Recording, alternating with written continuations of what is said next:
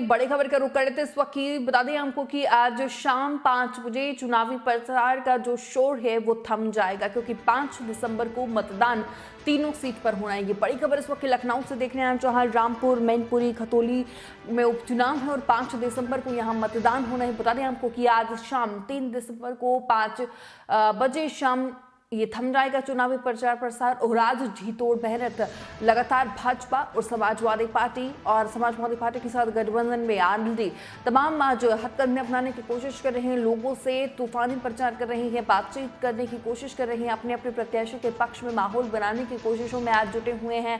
ये बड़ी खबर लगातार इस वक्त की लखनऊ से देख रहे हैं आप, जहां आज लगातार जयंत चौधरी रालोद की अगर बात करें तो वो भी लगातार रामपुर पहुंचे हैं, वहां भी चुनावी प्रचार कर रही हैं। आसिम रजा के लिए खतौली में भी लगातार उनका रोड शो भी देखने को मिला और नुक्कड़ सभाएं भी उन्होंने एक दिन में 6 नुक्कड़ सभाएं करी हैं चंद्रशेखर आजाद के साथ। और मैनपुरी सीट की अगर बात कर ली जाए तो मैनपुरी सीट में भी डिंपल यादव चुनावी मैदान में ताल ठोक रही हैं। रघुराज शाक्य जो भाजपा की प्रत्याशी है वो डिंपल यादव को चुनावी चुनौती दे रहे हैं। लगातार अखिलेश यादव और पूरा समाजवादी कुनबा वहां जी तोड़ मेहनत करने में लगा हुआ है। डिंपल यादव को जीत दिलाने के लिए लगातार कोशिशें की जा रही हैं। रामपुर की अगर बात करें तो रामपुर में आज जयंत चौधरी पहुंचे हुए हैं, वो भी लगातार नुक्कड़ सभाएं कर रहे हैं, लोगों से तमाम संवाद करने की कोशिश कर रही हैं।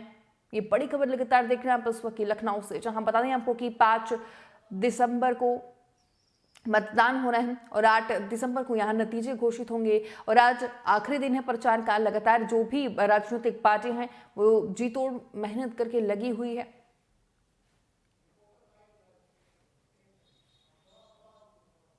तो लखनऊ से लगातार खबर देख रहे हैं आप इस वक्त की, जहां आज आखिरी दिन है प्रचार प्रसार का और आज शाम 5 बजे बता दें आपको कि 5 बजे प्रचार रुक जाएगा।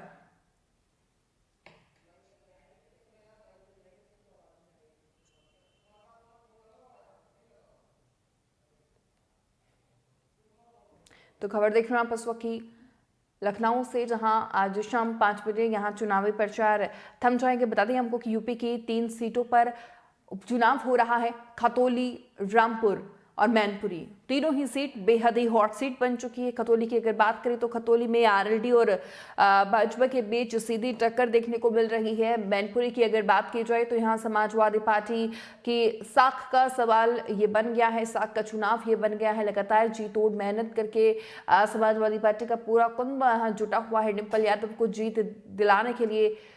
और इसी खबर पर तमाम जानकारी साझा करने के लिए हमारे संवाददाता राजनारायण लाइव हमारे साथ जुड़ गए। राजनारायण, आज आखिरी दिन है प्रचार का, 5 बजे शोर थम जाएगा प्रचार प्रसार का, उससे पहले आज क्या कुछ स्थिति मैनपुरी में देखने को मिल रही है?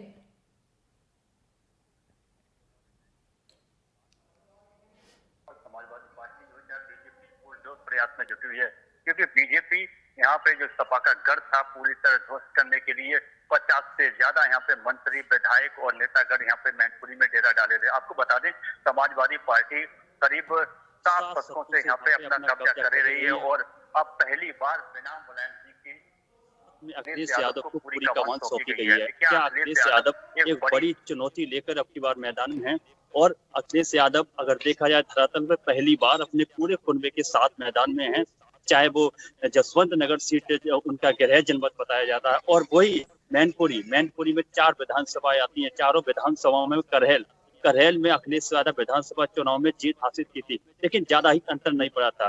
शिवपाल सिंह यादव, उनके चचा और रामगोपाल यादव भी मौजूद हैं। आपको बता दें Dimple Yadav door to door camping चल रही है। समाजवादी पार्टी अपने कुनबे के साथ अपना गढ़ बचाने के लिए मैनपुरी में पूरी तरह से मुस्तैद है। आज शाम 6 बजे तक प्रचार थम जाएगा। समाजवादी पार्टी और बीजेपी पूरी तरह अपना दमखम आजमाने में लगे हैं।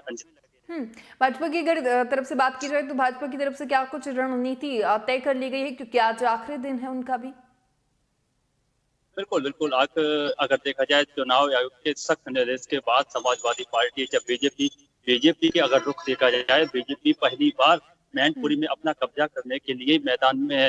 बीजेपी के चाहे केशव प्रसाद और योगी आदित्यनाथ की कल ही जनसभा हुई थी। मैनपुरी में दूसरी विधानसभा अगर देखा जाए करहल के बाद मैनपुरी में योगी आदित्यनाथ की जनसभा। योगी आदित्यनाथ की मैनपुरी में सबसे ज्यादा भीड़ देखने को पहली बार मिली और अगर ये संदेश आपको अंजलि बता दें, मैनपुरी में समाजवादी पार्टी एक गढ़ रहा है, गढ़ चाहे समाजवादी का रहा हो, और बीजेपी के बड़े से बड़े नेता इस गढ़ को ध्वस्त करने के लिए, अगर देखा जाए, मुलायम सिंह पहली बार यहाँ 1996 से लगातार उनके कुनबे से, परिवार से यहाँ पे समाजवादी पार्टी हमेशा कब्जा करती रही है। और अब समाजवादी पार्टी को यहाँ से अगर देखा जाए पूरी तरह मैदान में समाजवादी पार्टी है। और एक ना एक अगर देखा जाए बीजेपी की, चाहे वो एक टकरार मानी जाए, चाहे बीजेपी के एक दूसरे के पक्ष विपक्ष देखा जाए, समाजवादी पार्टी एक न एक दूसरे पर कटाक्ष करते रहते हैं। हागी बता दें आपको, योगी आदित्यनाथ ने भी कल चुनावी जनसभा में बीजेपी के साथ ही साथ समाजवादी पार्टी को आड़े हाथों लिया था। अंजलि। रजनन, जिस तरीके से अगर हम बात कर ले यहाँ के जो स्थानीय मुद्दे क्या रहने वाले इस बार, क्या मुद्दों को ध्यान में रखते हुए वोटिंग मैनपुरी की जनता करेगी?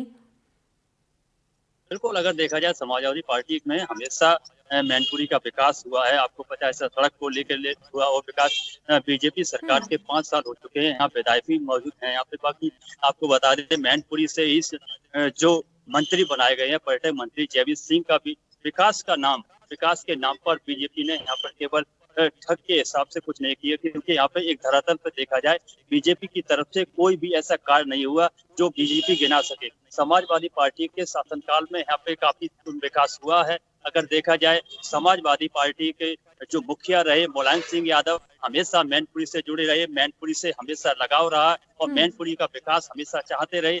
बीजेपी की सत्ता ऊपर से नीचे तक सत्ता हमेशा रही है, और अब बीजेपी चाहे ये सत्ता हासिल करने में समाजवादी पार्टी को हटाना चाहती हो, या लेकिन जनता इस मूड में अब की बार नहीं है। शायद समाजवादी पार्टी का रुख देखते हुए जनता भी है, क्योंकि यहाँ के मुख्य मुद्दे रहते हैं रोजगार, चाहे रोजगार हुए, चाहे यहाँ पर ऐसा कोई भी कार्य नहीं कराया है बीजेपी शासन में अभी तक। किसी जो बेरोजगार घूम रहे हैं उन्हें कोई भी रोजगार मिल सके। अंजलि। राजनन, तो मेरा आखिरी सवाल आपसे यही होगा, सुरक्षा व्यवस्था किस प्रकार की गई है? क्योंकि लगातार जिस तरीके से समाजवादी पार्टी चुनाव पे ईवीएम को लेकर सवाल खड़े करती हुई नजर आती है, भाजपा पार्टी पर भी और प्रशासन पर भी, उसको लेकर क्या कुछ तैयारियां प्रशासन की यहाँ हो चुकी है?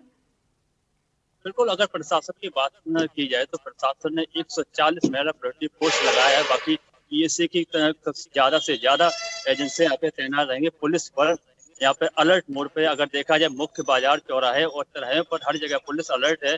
और जसवंत नगर या करहेल क्षेत्र की बात की जाए तो पुलिस यहाँ पे पहले से मुस्तैद है और काफी ज्यादा संख्या में यहाँ पे फोर्स बढ़ाया गया है।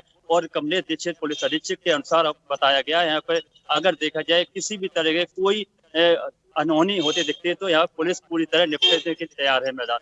अंजलि। चलिए, शुक्रिया तमाम जानकारी हमारे साथ साझा करने के लिए राजनारायण। तो लगातार खबर देख रहे हैं आप इस वक्त की लखनऊ से, जहां हम बता दें आपको कि लगातार प्रचार प्रसार पे चुनावी पार्टियां लगी हुई हैं। लगातार ये बड़ी खबर इस वक्त की देख रहे हैं आप लखनऊ से।